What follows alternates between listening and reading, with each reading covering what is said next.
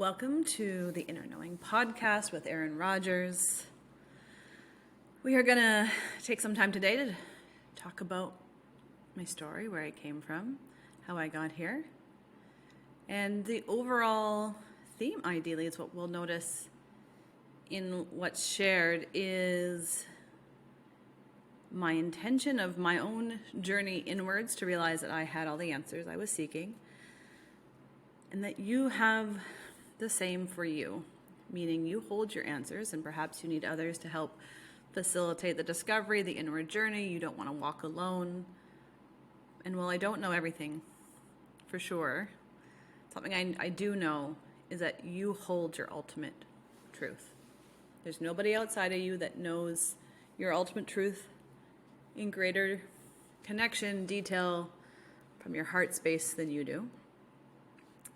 And for me, that was the inspiration of sharing, and even why I show up on the internet is the intention that you hold all that you desire, that you are requiring in life, and you are more than welcome to invite other people to support you, to help you gain knowledge and understanding, someone just to show you the way that maybe you've been too scared to walk.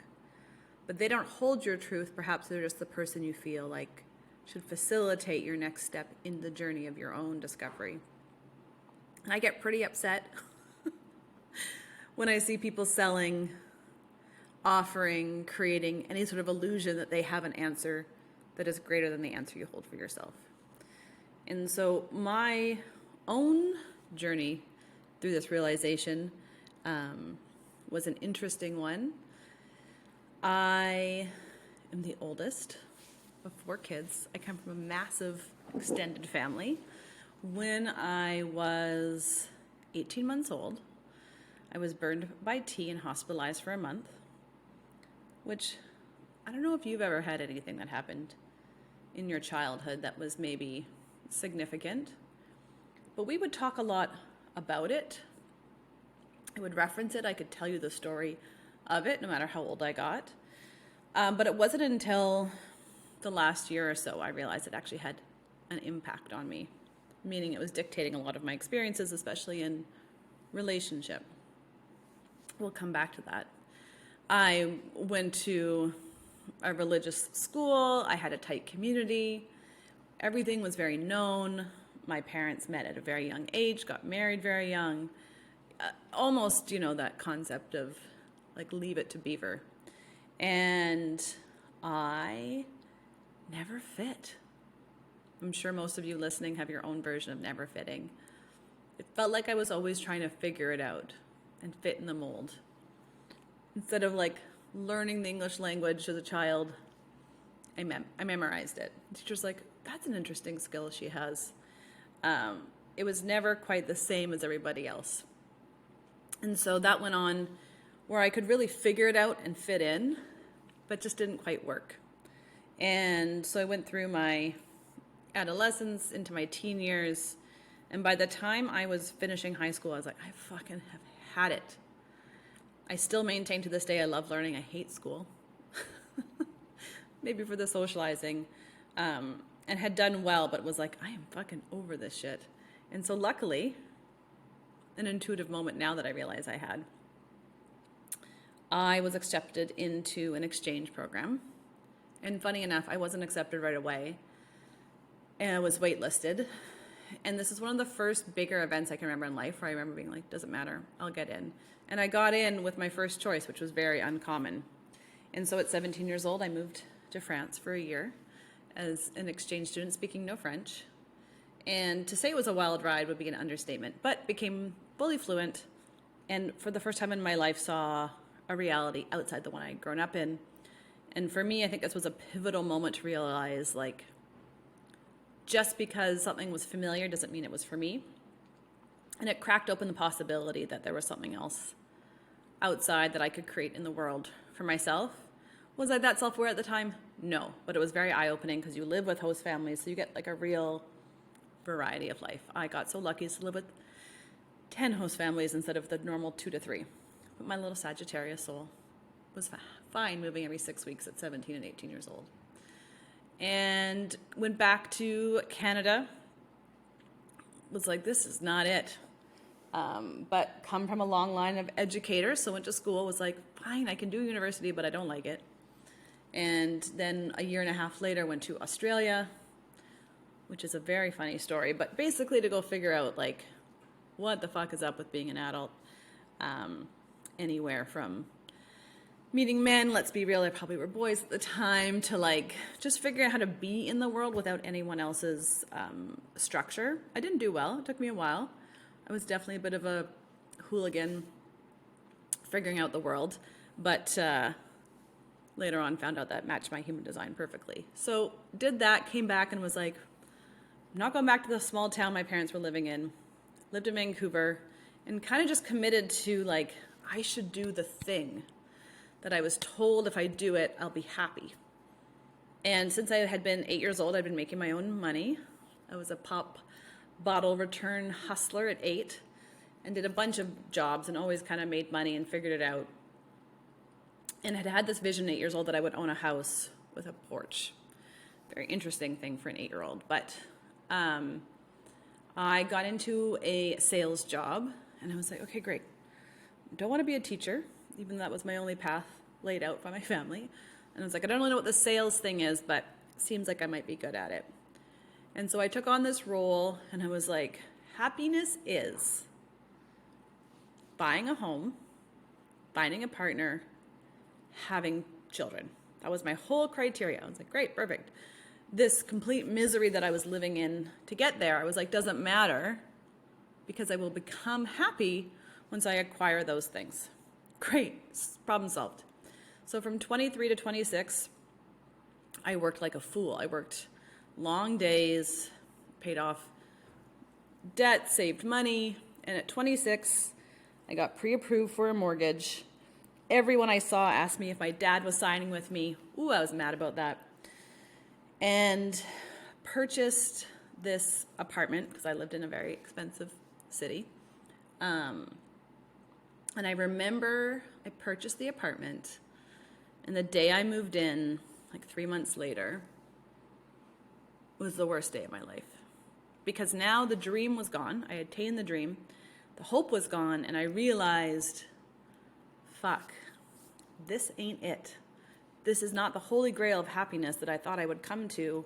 What the fuck am I going to do now? There will be swearing on this podcast. And I looked around, and I'd had a lot of people say things like, well, you're just an angry person. You're highly competitive, driven, angry, but, you know, whatever, you make it work. And I'm being like, I would not consider myself an angry person. I can get fired up. And my 20-year-old self, my 27-year-old self at the time, impressively looked around and said, if I am the common denominator in all of my experiences, it must be me and not the experiences. How I figured that out at the time, I have literally no idea. But thus began my seeking in a very active way. And so seeking for me started with therapy, which I loved because it was very validating at the time as someone who felt like she hadn't been seen or validated. It's where I probably first really cried and just felt held. So therapy was amazing. And I kind of just stopped doing anything else that wasn't working for me. But I sat on my couch for 2 years and realized life wasn't going to happen from my couch either, which was an inconvenient truth. Because I still held some of that, like getting married, having children, magically will happen to me and I will just bibbidi-bobbidi-boo. That happiness portion will come. And so for me, the work went from being validated to the self-ownership, where I had a friend, she's like, you have a really great story and you have a really good reason to be mad or validated in the way you are. But she was like, do you think you might want to become greater than that story and live beyond it? I was so mad and fearful. Mad and fearful. Like, how the fuck dare you? And also, what will I do without this story? This story keeps me safe, protected, validated, and not having to go out and do the next scariest thing. But because of who I am, I guess I still decided to go forward. And so around 30, which if anyone's been through their Saturn return, you know things shift. I started to shift and soften. I shifted my relationship with my body to a degree, but in a very unhealthy way. I shifted my relationship to work by not taking the hardest jobs with the most demand, although I quickly returned to that. And I started to shift my curiosity. So growing up highly religious, even though I would say quite religious. We went to church. I was in a Catholic school. Everyone I knew was Catholic until I was about 12. I had a bunch of unknown beliefs that lived inside of me. I started going to Catholic school at 3 years old. They really indoctrinate you. And so seeing a tarot card reader was my first big thing at 30 that my dear friend sent me to. And I remember being like, I might burn in hell. And I was like, I don't even know where that belief comes from. That certainly wasn't taught at church, but just having that knowing.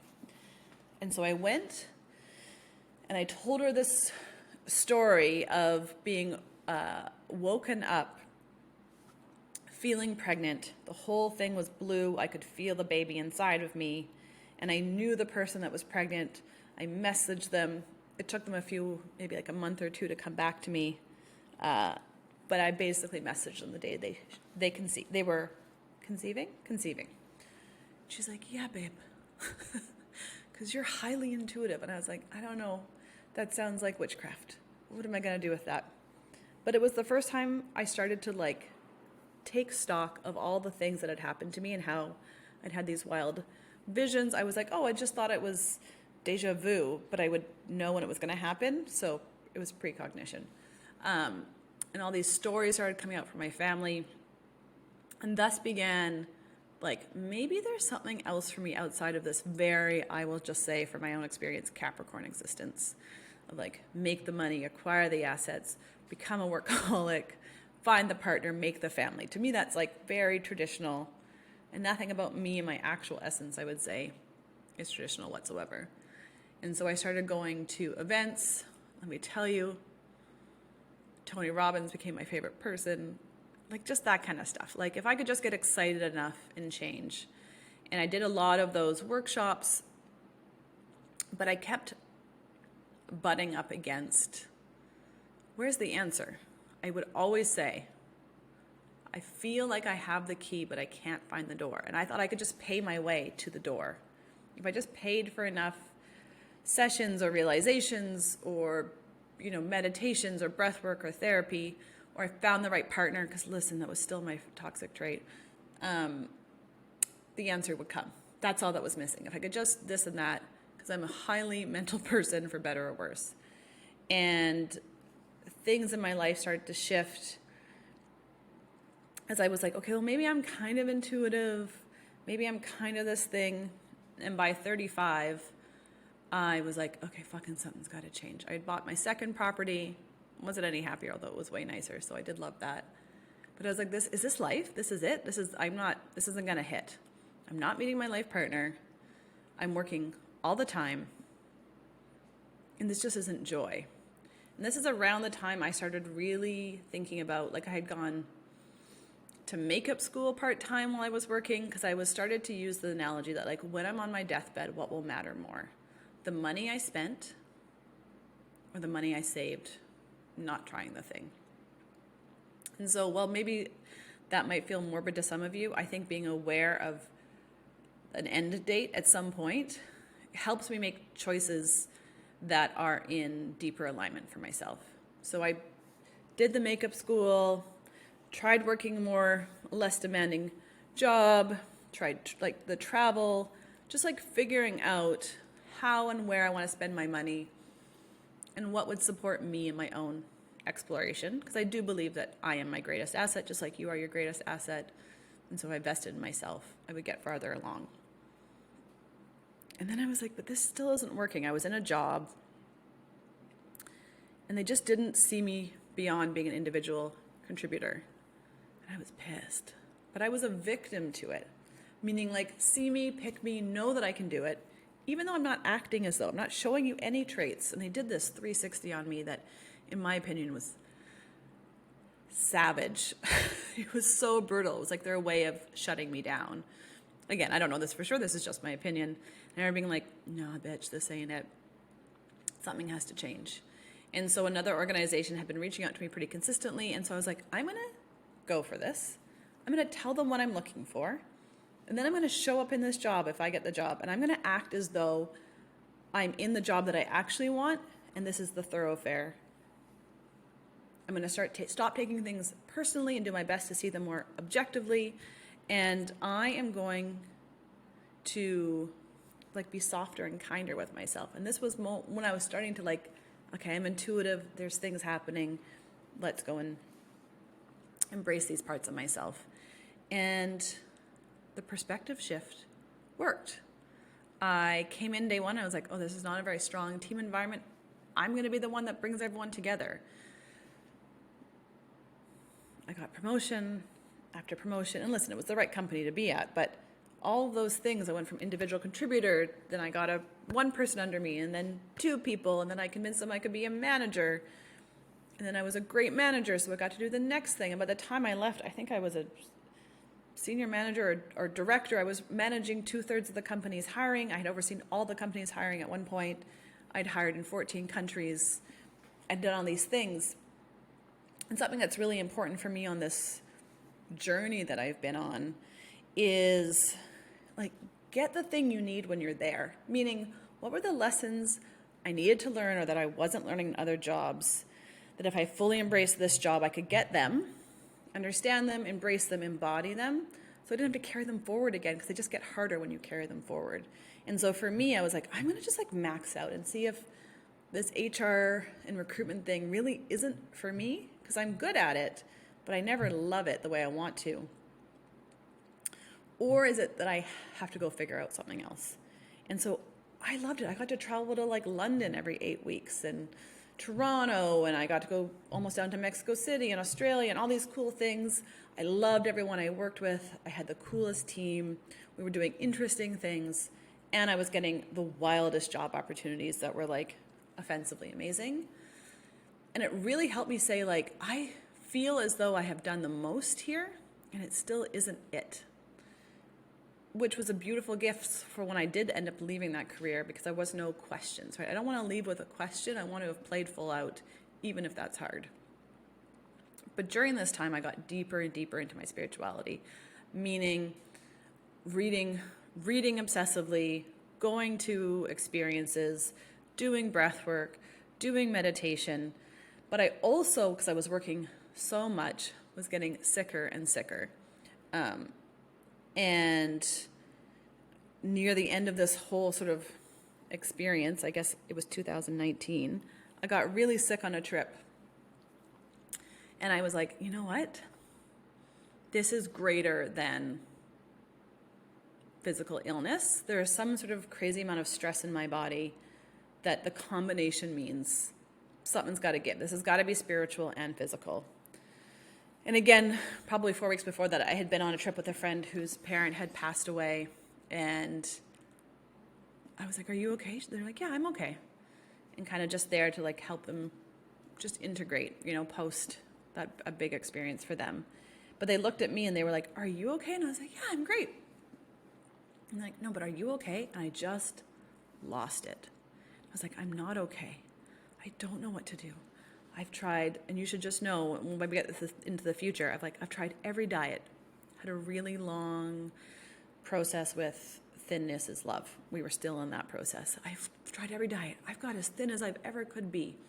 I had boyfriends. I'd get thinner each time to make sure I could be in the relationship so they would stay. It wasn't it.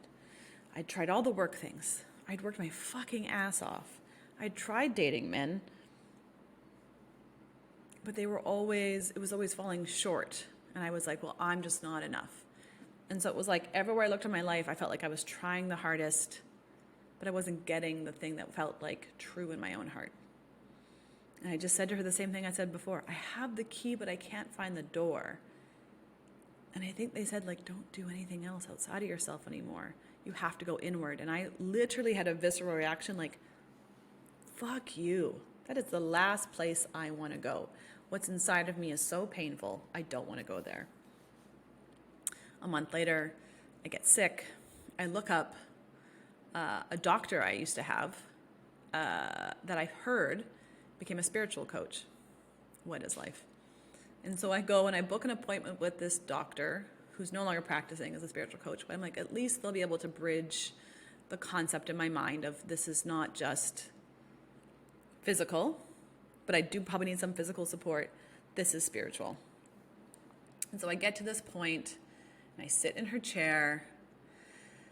She explains what she does. And then she's like, why don't we just sit here and we'll just see what happens. And she starts talking. And for me, what happened was a white light opened up over my crown. This gold energy poured all over my body. I felt, I would say, pure bliss. And I felt paralyzed, like I couldn't move. And I remember just staring at her and go, I can't move anything in my body. What's happening? And she's like, yeah. So I think you're highly intuitive and we're just connecting you back to parts of yourself that you've denied. And I was like, I don't know what you're saying. Confusion. We all have our defense mechanisms. Confusion and humor are a few of mine. And when I explained to her the way that I had experienced my, I thought, inner voice, she's like, that's not your inner voice. That sounds like spirit guides and something higher than yourself helping you often. And like even your present day self going back and supporting your younger self. And I was like, oh, I don't know what you're saying, but okay. And so I left the appointment. I signed up to work with her. And I remember I had to like sit on grass for an hour before I got in my car because I was like, I'm high as fuck. I don't even know what the hell just happened. And I read this book that she had recommended, which I recommend to lots of people, I think it's called Open to Channel. And she had been kind to be like, just, you don't know how this is going to go. It might take you some time. And I read the instructions. And as soon as I did that and closed my eyes, the way I experience it is I'm in a body here. And whether you want to use prayer or meditation or channeling or being in that state, it always feels like I go up into, I guess, like a dream-like reality. Like I always feel like I'm zipping up is the only way I could describe it. You see in a movie, you're like, poop, I pop up into the clouds. And so I pop up into the clouds of my own imagination or however you might believe it's true for you. I'm at a table, a wooden table. And I will say lots of my references will sound somewhat Catholic, which is probably the lens or the filter that I have. And there's 12 purple triangle heads sitting around the table. Right? 12 apostles. We love it. And it was as normal as it would be sitting right here at the table. Like I can't describe it any other way. And I'm like, I'm in shock. I'm like, hi, what's going on? What's happening? And they respond, fuck, this has taken you a long time. Because your spirit guides or your team will be an extension of your personality. I'm like, huh? What do you mean? I just got here. It seems like I've been trying to they're like, we've been trying to wake you up for 5 years. You have? They're like, you're stubborn. Why did you? I'm like, what? What do you mean 5 years? This must be like a helpful trait at some point. They go, maybe. But goddamn, and they start giving me all the examples of times when they had tried to wake me up. And I was like laughing with them, like, what the fuck? It was just like the funniest, weirdest thing. And they were like, yeah, like this is who you are. The person you're stepping into right now is intrinsically who you are. This other stuff you've been doing has been part of your life plan. You've come so far, but we really need you to get on the program with us, meditate, be in connection. We've got a lot of work to do. We need you to get going. I remember being like, should my spirit guides be critical and have a timeline? This seems unusual. And I'm sure more happened, but it was like a pretty funny experience, but it felt so comforting to the point where I started meditating like 45 minutes to an hour every morning, because it just felt like for the first time I was experiencing something that felt normal to me. I didn't feel uncomfortable in my body. And I believe I told a friend, or the way I often describe it was, my whole life up until that point, I felt like a fish trying to fly. And someone finally put me back in the water, and I was like, oh, I can breathe. Because the most natural thing for me to do is to channel, is to move from my intuition, is to be logical, but to be in flow and to be deeply present with whoever I'm sitting with in that moment. And so all the ways I was showing up in the world, I had adapted to, I had learned, I'd figured out, I had been, I suppose, smart enough or resourceful enough to like figure out how to live in this box, this mold, the way that I had been presented to the world through the family I came in with. But none of that was ever easy. It was always hard work. And as soon as I stepped in, it was like everything made sense. I'd also before that found my human design and my astrology and my astrocartography. All of them were like, you're highly intuitive. You're highly intuitive. And I was like, well, what the fuck am I going to do with being highly intuitive? Am I going to be an astrologer? Bitch, I became an astrologer. Because I think that was always my issue, was like, well, how will I transition? But what happened after that, I think it was March or April 2019, I just started going to intuitive sessions, talking to people. I was in a store one day after I'd seen another tarot card reader because she was still looking for the answers outside of herself. And I was like, yeah, I think I'm going to start this soul mapping. Someone in the store turned around and said, what is soul mapping?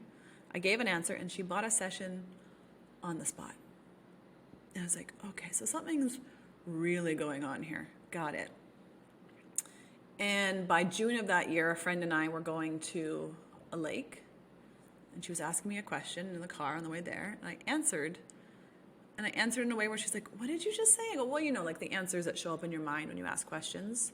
And she goes, no, what are you talking about? I go, like there's ticker tape in your mind that you can read, and I'm reading it, so when I'm responding to you, I'm responding from that. And she goes, nah, that's not a thing for people. I go, yeah, no.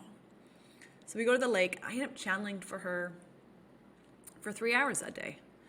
I'm talking to her grandpa who has passed. I'm talking to aliens. I'm talking to future and past and looking into Egypt and like the craziest stuff. Don't recommend doing it for 3 hours your first time. But it was like, she was like, so this is your thing. Just so you know, whatever you think you're doing, this is your thing. And so I signed up for my first spiritual retreat that would happen a few months later. But I was just trying to like figure out, like, I don't understand how this will be my thing. I had started offering human design readings and astrocartography readings, kind of just like, ironically, I'll trial and error it out, which is my human design. And by September of that year, 2019, I went to this spiritual retreat in Sedona, Arizona.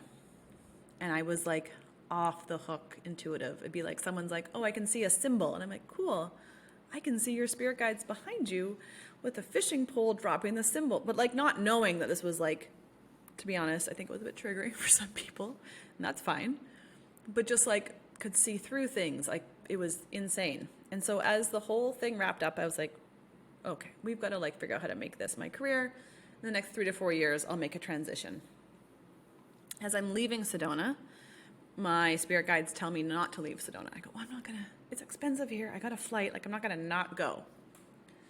As I am driving to the airport, there's a storm, but where I live, like, whatever, we just keep driving. Canadians, we don't care. And we're driving, and my car gets hit by lightning.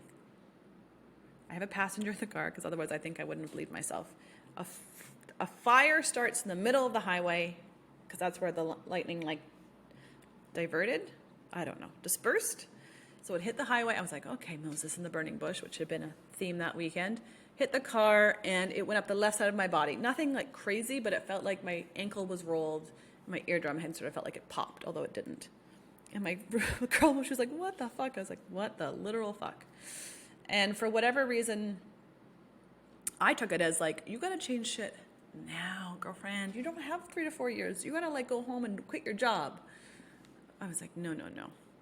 So I pull over, I gather myself, we get back on the highway, we go to the airport, and we got off at the airport, and there was a sign where I parked the car that was like, literally like, lightning something. I looked at the photo the other day, lightning something, and I was like, what? That's a weird thing to see here. And then I went into the airport, there was a bunch of female monks, and I was like, okay, sure, whatever that is. And then I see this backpack out in front of me with these angel wings on it, sparkling, and I was like, okay. And I like to think things are wings from the universe. I'm like, cool, yeah, sure, angel wings. We go inside the airport. I love a massage. It's my favorite thing at the airport.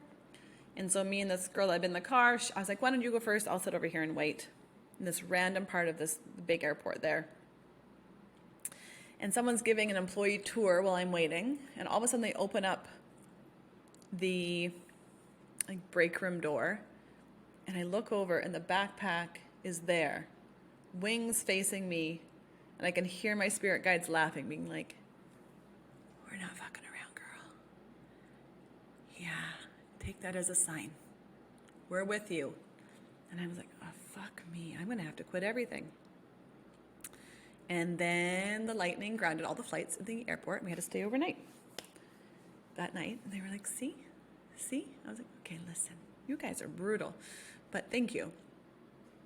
And for whatever reason, I would say from there on in, I've been fairly tightly connected with listening to my intuition at greater and greater levels. So I went home and I ignored it for about a month.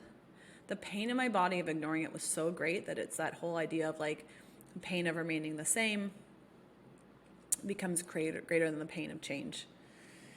And so by early November, I was like, fine, I'll take the leap. I can always go backwards, but I don't know why. And like, they were like, you have to quit. Like, it's so important. And I was like, why is it so this timing is insane. And so I was going to London for work. I was going to do some human design training. So I was like, okay, but can I quit after that? They're like, it's going to be tight, but you can do it. Okay. I go to post my apartment before I leave, thinking when I come back I'll rent it out. Apartment's rented in 6 hours for like more than average money that was getting in that area. I'm like, okay, well, that happened. I go, have a great time in London. I come back, I go to try and quit. I can't find my boss for 2 days. On the third day when I go to quit, 3 top executives had just given their notice. So I quit. I'm like, I am so sorry. But because of the timing of my quitting, he was like, but we really it's going to be hard to find a replacement while that's going on. Can we keep you on? We'll give you a retainer or like a completion bonus. I was like, sure, but I also don't have anywhere to live. No problem. And they paid for me to live somewhere for 6 weeks in one of the most expensive cities in the world. I had no savings. I had a line of credit against my home that I was going to use in case. I knew my job, I could easily find remote part-time work. But all of a sudden now I had a bunch of savings. Plus I could save my salary because I wasn't going to be paying for housing. And on top of it, they hired me back remote part-time to support just regular recruitment in the company. And I don't know if anyone's ever listened to Lacey Phillips, but I just would be like, those bitches are fucking making this magical shit up. And then I was like, okay, maybe this manifestation may take a leap when you actually are supposed to. Shit is real. And thus began my transition then. Within 8 weeks, I was out leaving Vancouver, got to Sedona, Arizona, because that's where Spirit told me to move, for March 1st. We all know what happened by March 15th, 2020. And I was like, oh, I see the urgency. You guys didn't think I'd quit if I was still in my job when this happened. They're like, yeah, we knew. Okay. And so the journey has been a lot of healing, a lot of undoing and unwinding of 20 plus years of working in a very specific way, and going inward in ways that are extremely painful for me, because I didn't have a relationship with my feelings. I thought feelings were good or bad, mostly bad. I didn't have self-trust in an entrepreneurial way for myself. I was constantly comparing myself, trying to figure out how other people were doing it. And I had to slowly unravel all of that. I had to repattern my entire nervous system because it was so shot. I just had to do a lot of work. And not in the sense of working hard anymore, because I've really let that go. That was the beginning of the journey. But even just to soften into acceptance, soften into process, soften into feeling, going from not even knowing what a feeling was to then learning how to name them, feel them versus intellectualize them, to embracing them, to crying all the time, to then finding deep safety to just feel. Finding deep safety to trust myself and my voice. Finding deep safety in that I was the safest person versus anything outside of myself. Connecting to creating money in new and different ways that weren't working hard for somebody else, which is still sometimes a challenge because I believe it's easier. And so the rest of the story will unfold as we go through this podcast. But what I share is always from lived experience, either through my own life or walking through with a client of mine through their own experience. I have been at the extreme of not thinking anything I do currently was even a reality. And while I believe, always intuitive, I completely rejected it, thought it was crazy, literally probably was worried myself that I had a mental illness at one point. So I've been through it. I've stepped through all those pieces. And here I stand today, I believe, with a deeper balance of masculine and feminine, doing and intuiting, living my truth. And this podcast, for whatever reason, is the current piece of the puzzle that needed to come forward for my own personal expression, for my own inner knowing that I've been sitting on for actually 3 years. And I hope to continue to share the journey, the realizations, my own lived experience with you. So thank you for sitting through episode 1. I'm excited to see what unfolds in this process of sharing. If you love this podcast, or even just like it, sure, you can subscribe and like and share with those that might benefit as well. I can't wait to share the next episode and figure out the perfect flow, because we're just going to trial and error our way through it. And thank you for being here.